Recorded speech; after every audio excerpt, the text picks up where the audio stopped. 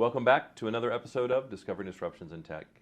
As always, I'm your host, Howard Holton, and I'm here this week with Brian, the head of Cloud Security for Checkpoint. Hey, Brian, how's it going? Hey, Howard. Nice to meet you. Nice to be here. Yeah, nice to meet you too. We are on the continuing adventures of winter camp here at AWS reInvent. Yes. Right, we get to see 90,000 of our best, closest friends. Yes. I'm shocked. I'm always shocked when I come here, walking through the halls and just going, "Oh, hey, I didn't know you were going to be here. Oh, hey, I didn't know you were going to be here. Oh, hey, I didn't." Yeah. Even walking into small rooms, I've run into people that I've worked closely with over the years, and it's a room with 20 people that we're meeting with, and I didn't know that person that I'd worked with for 10 years at one point is in the room. So yeah, it's crazy. Yeah. It's Small world. Personality gravity, I guess. Yeah. Right, like data gravity. It's personality gravity. Yeah, we run in small circles. So the hot topic here, of course, is AI. Yeah, AI. There's not too many.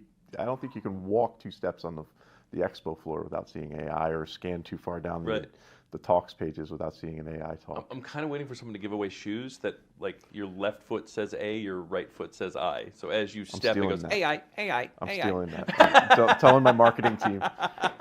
Just send me a pair. You got I'll wear it. an 11. All right. But that exposes a ton of challenge. Yeah. Right.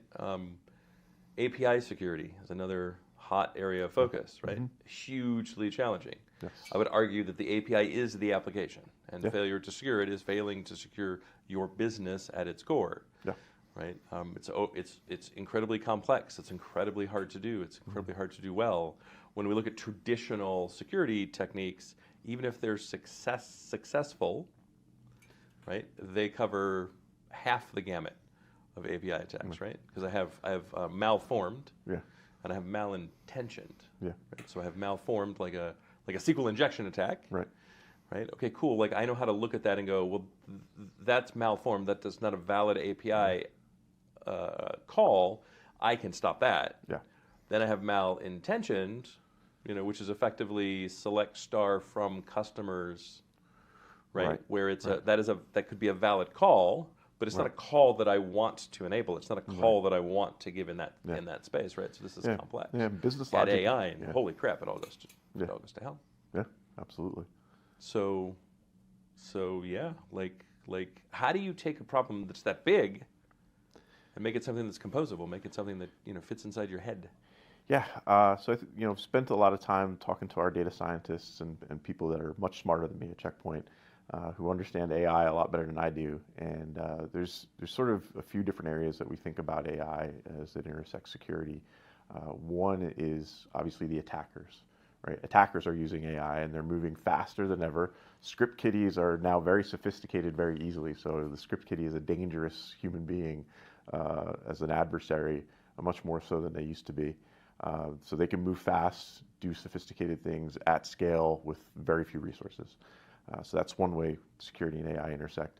Then there's the flip side of that coin. We have AI to deploy defensively. So that we can help keep pace with that, improve our detection fidelity better than traditional methods like signatures, which are static and easily evaded if you know that someone's trying to detect you. So that's the attackers, the defenders. Then we have operations, security operations, which is probably the area that I'm maybe the most excited about is how it can improve our efficiency in a world where we know we don't have enough security operations people, security analysts, threat hunters. Everybody has more heads than they could possibly use on their security teams. No one that I've talked to in the last 12 months has said, what my biggest problem, I just don't have enough people. No, they all say, I got plenty of people. My biggest problem is I can't keep them busy. I don't have enough alerts to keep us busy. There's too few things to look at. Exactly. Right? It's exactly the opposite. Yeah, so alert fatigue is a real thing. It is hard to by the time you detect things, oftentimes you've already been compromised. We live in a world where we're told to assume breach. If you've been in the industry long enough, you know that that's probably true in many environments. But we're already starting to see things where co-pilot-like capabilities in security operations are coming to bear, where instead of having to sift through logs, manual log correlation or even slightly assisted log correlation, we can do natural language inquiries of our policies, of our logs, and say, hey, am I vulnerable anywhere to this CVE being exploited? And then what used to take weeks or hours, or I should say weeks or more, now is down to minutes and hours, because we're getting an answer back like saying, all right, here's all the vulnerable attack surface that we know about. Here's all the things that's reachable from the internet.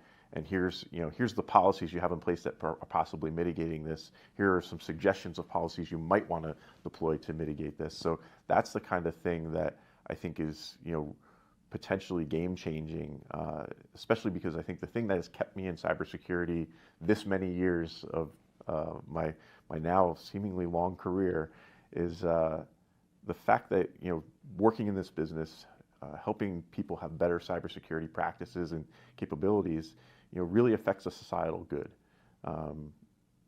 We do inherently dangerous things all the time with safeguards. Take, for example, making toast.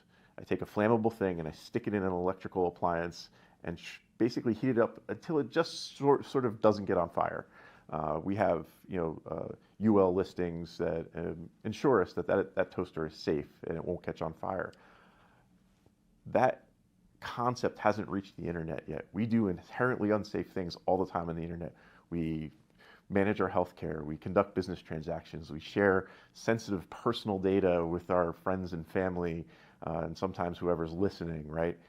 So we want to enable, we are a very digitally enabled society. That's not news to anyone. I'm not challenging any thoughts. And we're not saying to change it. And I don't want to change it. Right. There's no way to change it, right? We're only hurtling further in that direction. So things that we can do to make the internet a safer place so that people who are not tech savvy like us can feel safe on the internet, that they can conduct their business transactions in a way where they're not worried about ransomware, they're not worried about malware, spyware, what have you. That's something that I think is a thing that motivates me personally. So what we can do to make our defenders more capable, more efficient in operations, that really excites me. That's great. That's great. I mean, the side effect of that also is if you make it harder for the defender or for the attackers, then the barrier for entry for any kind of ROI, right, the ability to make a living, also drastically increases, which should, kick a bunch of them out. Yeah, it's a deterrent option, right? If you can no longer make a good living as a cyber criminal, then you're likely to move on to something else. Maybe you'll come to the good guys. To the good side, yeah, right. Take those skills and flip them around. Yeah, there's PTAS companies, right? Like HackerOne, BreachLock, those kind of companies that employ people of different colored hats. That are currently working for good, right? I mean, acquired the skills in a variety of different ways. Yeah, I don't care how you learned to do it. I just expect you to do it a certain way when you're here. Yeah, exactly. Right. Exactly. So I mean that's absolutely fantastic. So thinking about it from a defender, from a customer standpoint, right? What are customers doing wrong today in kind of how they think and how they approach and how they build their operations or build their models or build their processes? Like, what's holding us back? I think there's a couple of things that I think about it. One is, I mentioned signatures. I think we rely on signatures in a variety of ways all too often, whether it's antivirus or web app firewalls or intrusion prevention systems. These signatures give us a false sense of security. Because we know one thing for sure: we will only turn the signatures up to the fidelity at which it doesn't block legitimate traffic. Sure. And so then there's some significant percentage of traffic that's easily evading those signature detections, or things that just simply aren't being detected at all because it was too imprecise a signature. So signatures are, I think that was the only tool we had for a long time, and so fine that we relied on it, but I think it's time to start really re-examining how we've implemented systems that were traditionally leveraging signatures and start to look at how we can use AI-based tools to understand context and intent, take indicators and turn them into decisions around whether or not this is a maliciously intended piece of traffic or it's just someone doing an abnormal thing. Or maybe the application or the API has changed, and now the behavior of the user or the endpoint has now changed, and it's a new version of good, right? We have the tools, we have the technology. It's a matter of applying them in architectures that'll work and scale. So does that look like what does that look like from a the nice thing about signatures is, and in a good way, but it also comes with the risk that you've explained, is they're kind of set it and forget it, right? I don't have to. They don't cost me any more money. Yeah. Right. They're relatively cheap from a processing and overhead standpoint. Yeah. They don't generate more data. No. Right. I can kind of I know where they're running. I know kind of what they're doing. Yeah. Right. Like it is a very kind of knowable thing. The dimensionality is low. Yeah. I don't have to do fancy math. Yeah, and that's really what a good cybersecurity vendor who's looking at ways to get around, get into that next generation of a signatureless world, where we're using AI to determine intent, to determine normal versus abnormal. You need to be transparent about how you're doing that, right? Your UI or user experience needs to, signal to the operator, this is why I made this decision. And be able to override that if need be, because the machine isn't always going to be right. Signatures, obviously easier to make that determination, right? With simple transparency. This is a signature. It was too specific or not, well suited to the traffic that it was put in front of, and I can either disable it in a global or granular fashion, depending on how I want to do it. So it's as you said, much more knowable and obvious. So I think what we have to do to encourage adoption of more AI-driven tools for contextual analysis and better, higher fidelity detection is to make the experience with the AI something that's more knowable, as you say, more transparent about how the decisions are being made, how the context is being determined. Sure, but it also the potential there is comparatively unlimited, right? Where signatures are incredibly limited. Right. It goes through a process where it compares what it has to the signature, and if it matches 100%, yeah, right, then it goes ding, and if not, it goes meh. Yeah, exactly. Right. Yeah. It does nothing. Right. It passes. Whereas there's a lot of fuzziness. Capable in AI, right? Yeah. This plus this is fine. This plus this plus this, less fine. This plus this plus this plus this plus this, absolutely not fine. It's not really a signature for that. No. Right? And you could change any of those steps out for any other number of steps where effectively this plus this, the risk is 20%. This plus this plus this, the risk is 70%. And if you change any of these out and it still equals 70%, we're still going to do a thing, or so, whatever the number is we say. Yeah, transparently, you can, with that model, you can share what the risk scoring is, right? You can say, our analysis, this AI engine, what have you, has determined, the risk score is a 70, like you said, or this one is of 100%, and we're blocking it for sure. So, that's the kind of transparency I'm talking about for sure. And the advantage of this over signatures, so, why do I care so much about this? I care because of two things primarily. One, signature-based systems, there's a lot of operational overhead, right? A lot of care and feeding, whether it's updating, manual exceptions, any of those things. All of it is manual, and therefore all of it requires some sort of manual intervention. Right, and so it limits the amount of places you can deploy those types of security tools, in scaling a security operation. So that's one, right? So we want to improve operations, improve efficiency. The other is the zero-day attack, right? Right. Long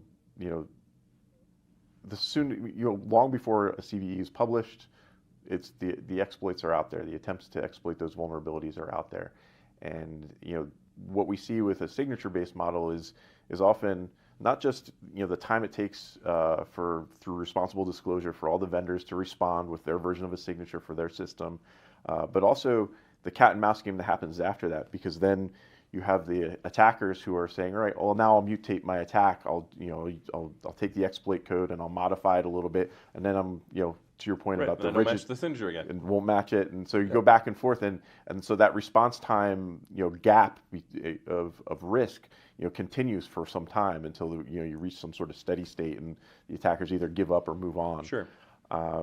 with a much more contextual behavioral-based model of detection, you now have something that says, I don't know what this is trying to exploit. I don't have a CVE in my database to match this to, but I know it isn't good. I know that normal users of this application have never shown me this indicator before, this pattern before, and it's repeatedly coming from these few sources. Clearly, they're malicious.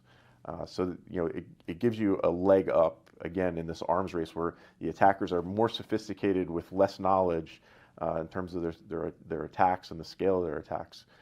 It finally we can maybe get to a place where we're not always on our heels as defenders.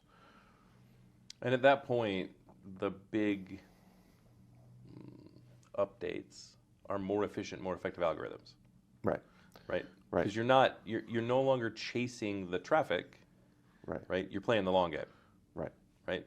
Whereas like pattern-based, signature-based is all just a really specific it's a minute by minute. I'm always behind. I'm always chasing the short game. Yes. There is no long game.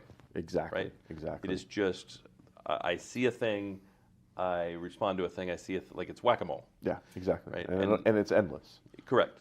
It can never end. Whereas AI, you are taking a little bit more of a longer view because it's about tuning a model, right? Yeah. Which just improves its speed and efficacy.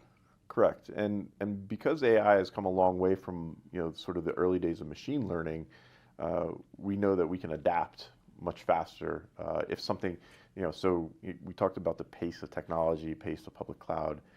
Pace of applications, APIs being built, created, published, destroyed. That pace is something and that rate of change can be very difficult to keep up with, especially if you need to retrain a model every time a new one comes up or is somewhat modified. And so in days past, machine learning took too long to learn. And then when you had those changes, so you had to be very careful about the models you deployed. It couldn't be too specific to a given application or API behavior. Now we're in a place where we have much better capability to adapt on the fly, and that's exciting as well.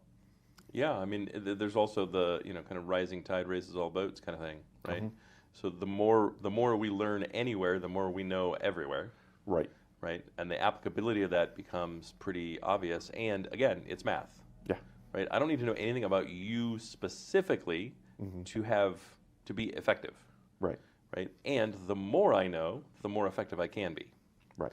Right, like I know what anomalous looks like in general, but if I know more about your environment, I know what anomalous looks like for me very specifically. Right. Right, a Salesforce user, I know what a Salesforce user looks like.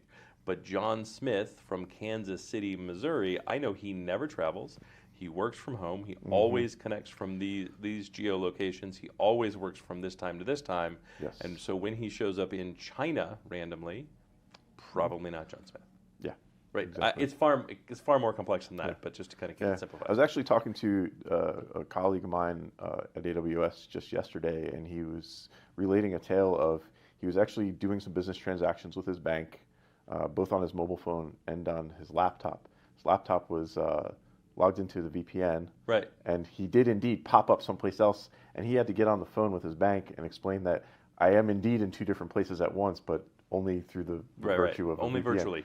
Only virtually. So interesting. That's an interesting use case that it gets muddy real fast in certain it's funny. That's actually scenarios. It's actually the exact use case I was thinking of, but from the other side, right? Like it becomes relative. It's very hard for a human to go, well, John does travel to China from time to time, so I see US, I see China, but I don't necessarily know to do the math on travel time. Yeah. You know what I mean? Like maybe he did in fact, do something, close his laptop, get on an airplane, fly to China, so maybe, but I didn't do the math because I don't have the ability to do that math in my head to know that that's a 19-hour flight, right? And therefore he couldn't have actually done that because that happened at 14 hours or 12 hours or 7 or 2. Yeah. And but AI, simple. Yeah, precisely. Right. Precisely. It is impossible to make that travel. Therefore, this is in fact an impossibility. Yeah. Yeah. Right. Yeah. We have the data to inform the models exactly. And it's a really it's maybe the most hopeful time I've been in terms of cybersecurity that I've seen in my career. I think we're starting to have a fighting chance, right? We could get to a place where we don't have to assume breach, maybe in my lifetime.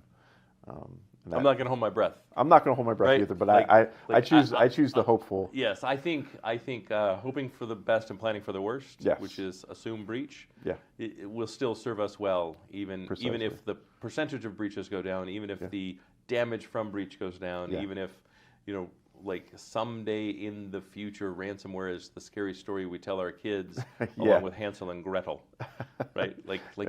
Dad, no one would live in a shoe. I understand, Dad. No one has ever had ransomware. What is that?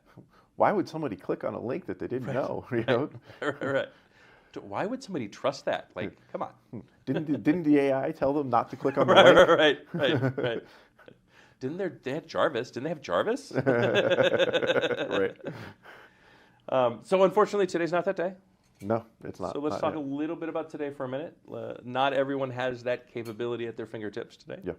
So if you're a defender today, you're in an organization, you're a CISO, you're a VP of cyber, you're running a SOC, whatever it happens to be, right? How should you start thinking about this so that in the coming year, in the coming 18 months, as you're doing your strategic planning, like how do you need to think about this differently so that you can start evaluating and making decisions and moving to something that is maybe smarter without leaping too fast, leaping too far, running off the cliff like a lemming, whatever ever happens to be, and kind of getting scalded by what you don't know.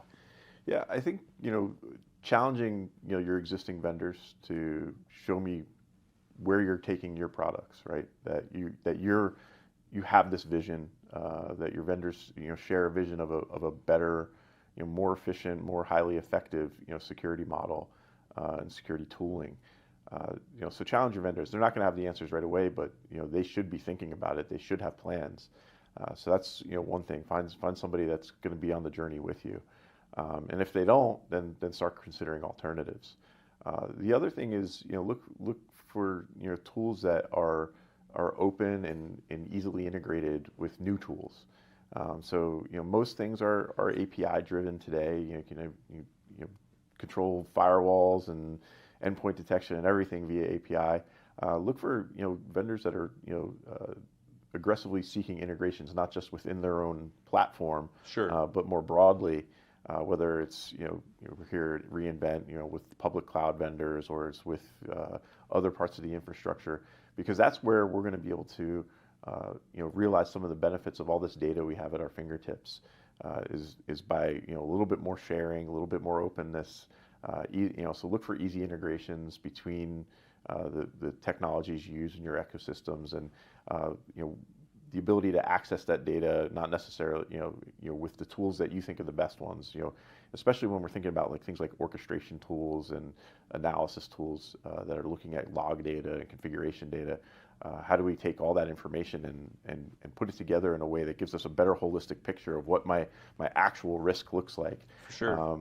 Because even now with some of the tools we have with SIEM and SOAR, which are probably the main ones that are out there in this vein, they're very manual.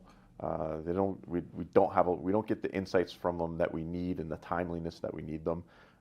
And so I think looking for tools that you'll either replace those or do those things in a much more efficient and modern and visionary type of fashion. I think we need to challenge each other and look to work together more. And I've had really good experience over the last 6 months working with some peer security leaders through a bit of a roundtable forum that Amazon has put together, where we're talking about best practices for AI in a very generic sense. For example, looking at what is the scoping that you got to do around different AI use cases and when it comes to security. And I think more efforts like that are going to really benefit. As you said, the rising tide raises all ships. And I think it's a lot about people being willing to collaborate and not so much, hey, this is my stuff, and I'm not going to show Chemistry you. versus alchemy, right? Yeah. I think it's also important to know thyself. Mm-hmm. Right? If your cyber team can handle 100 alerts per person per day, right? And you have 10 people, that's 1,000 alerts a day. Yeah. If you're like, well, we're just going to get everything in our SIEM, and that raises it to 14,000 alerts a day, which is totally reasonable, you haven't actually helped yourself. You haven't solved anything. Right. Right? Like you've just created, even if there's 0 false positives, right? You've created a level of noise that is overwhelming that you cannot deal with, right? Yeah. So how do you make sure too that like going into it, you're having conversations from the perspective of this is what I can handle. So how do I make sure that I'm handling the 1,000 most important every day? Right. Not just some random 1,000 a day. Right, and I think that's, that goes into, correlating that log data, that configuration data that shows me, things like attack path analysis, things like attack surface, attack surface management is a very hot market right now, but it's, taking that, and it's not by itself not enough. Attack surface management will tell you what's exposed, but you also need to know posture of things that are within your, your cloud or your data center, and, understand what are the tools at my disposal to provide compensating controls or remediation, and if something is easily compensated for, it moves down that priority list, right? If I can interrogate that I've got a CVE over here, but it's not actually reachable from the internet, I don't need to spend time patching it, at least not urgently. Right. But if I have a CVE that's high, high level of exploitability, it's got, it's not a workload that maybe has some overprivileged identities attached to it, and it's reachable from the internet. That's the one in the top 1,000 that I need to get to right away and figure out what's. I probably want that in the top 5. Yeah. Right, just saying. Yeah. So I probably don't want that. I probably don't even want that in number 998 for the day. Exactly. And so those are, when I'm talking about integrations and being able to do correlation and take that more holistic approach, that's the type of use case I'm talking about. Is there's a lot of different components and a lot of different interactions between everything from where your potential attacker sits to where your data is, because that's ultimately what it's about. For sure. Keeping the attacker away from the data.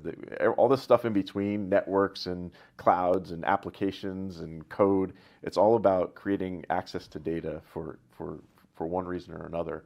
And if we can look at that path and look at all the moving parts in that attack path, we can and start to correlate what are the risks associated with that. Then we can make better decisions, better prioritization, and that's something that I really I see a lot of value from when I see operations teams embracing the right tooling, and leveraging there's definitely stuff out there today that'll help you with that, and I think we're going to get a lot better at that over the next few years. For sure. It also means like your cyber teams need to start being data science teams as well. Yeah. It doesn't mean they need to be data scientists, right? But they really need to start thinking about the problem as a data problem, right, as a volume, velocity, variety problem, and start thinking about what is the volume, what is the variety, right? How do these things kind of fit together to tell a story that would be really helpful for me to do my job, right? And the better and faster you are at that, the more successful your teams will be.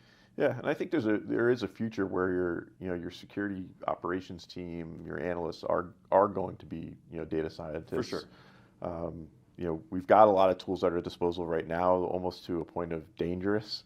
You look at all the easy ways that the most novice person can build an LLM. Easy foundational models that are just available for people to play around with and build things from. I think that's it's interesting. We're in interesting times now, and I'm eager to see like how these things. Right now, I think most organizations are consuming AI-based things as they're presented to them from other sources. I think there's a future, like I said, where the security operations person, the analyst, is going to be feeding models internally and saying, you know what, I don't maybe necessarily need a dedicated vendor. I just need people internally who are really good at building these models that are specific to me, so they'll even be more contextual, more high fidelity for me. We're probably quite a few years away from that, having that kind of skill level available in any of the largest. Right? Yeah, we're a ways away from that level of skill being commoditized, and that's where it needs to get. Yeah, that's right. Like if we started planning for that tomorrow, you can't afford it. Yeah. Yeah. Right? Amazon can't afford it. There's Yeah. just not enough people with the skills available today. Yeah. They're all of those people are focused on other things. Mm-hmm. So please don't go down the path of I feel like I need to do that today. But Yeah. do know that eventually it will get there. And if you are in security, if you're working in security today, and you're like I could kind of spell data analytics, Yeah. learn to spell data analytics. Take a Python class. Yeah. Right, really start understanding what data modeling means. Start understanding what these things mean, and you probably will find that you've been working with SQL for a while, maybe without even realizing it fully. Yeah. It's not nearly the hike up a hill you thought it was. Yeah. My son's a second year in computer science, and I've nudged him a little. He's like, I don't know if I'm into into cybersecurity. I really want to be a coder, but he's starting to see any skill he learns as a computer scientist, and now he's taken on a minor in data science. These are going to be things that he can take in a lot of different directions, and I'm still just hoping he follows in my footsteps a little and comes and helps us in cyber and help us make the world a little safer. It's funny, my daughter's doing the same thing. Yeah, she's in her second year of comp sci. She's getting her minor in data science. Yeah, she's 18-ish months away from graduating. The data science thing kind of shifted stuff a little bit. Right. So, yeah. And she's now at the point in the schooling where she's starting to kind of feel the wonder. Yeah. Right? Instead of feeling the anxiety of the overwhelming, she's now starting to see the potential and feel the wonder. It's lovely. Yeah, he's recently found out that they've added, because of his interest in some of these things, they've added more math to his requirements. Right. Linear algebra has popped up in his curriculum, and right. I think a couple of years ago, if you told him that, he would have balked. But now he, like you said, he's seeing the value in it and feeling a little bit of like, oh, this might unlock some new insights for me by pursuing this. So That's fantastic. I'm hopeful for this generation of kids. Well, final question: how do people get a hold of you? I'm mainly just on LinkedIn these days. Brian McHenry, BA McHenry, I think is the last part of the URL there. I share what I'm up to on there, whether I'm coming to a conference like reInvent, or if I've written something, or happen to record a podcast with a esteemed gentleman as yourself. Is that the next podcast, the esteemed gentleman? I also, a little plug for something that I care deeply about is I'm one of the co-founders of the Security B-Sides chapter in New York City. Nice. So bsidesnyc.org. We just had our event this year, just this past October. It's a free event, so I love B-Sides. They're a fantastic organization. And so, I'm something I'm really proud of. I think, we had a great event. Almost 1,000 people, or maybe a little over 1,000 people turned out this year. And we had multiple talk tracks, hacking villages, and the whole goal is just to make this strange adventure that is cybersecurity more accessible to more people, because not everybody can pay thousands of dollars to come to reInvent or RSA or Black Hat or DEF CON or DEF CON. Yeah, so and they can much less make the travel. For sure. So I'm really passionate about that. We just had our event this year, but we're already planning for next year. Already looking for volunteers, and so bsidesnyc.org is another place you can find stuff I'm doing. That's fantastic. Well, this has been a lot of fun. Yeah, absolutely. Thank you for having me. We're going to have to circle around and do it again. Maybe at B-Sides. Maybe at B-Sides. I'm a big fan of those organizations. So, thanks again for joining. This has been another episode of Discovering Disruptions in Tech. Please like, subscribe, follow, and we'll see you on our next episode.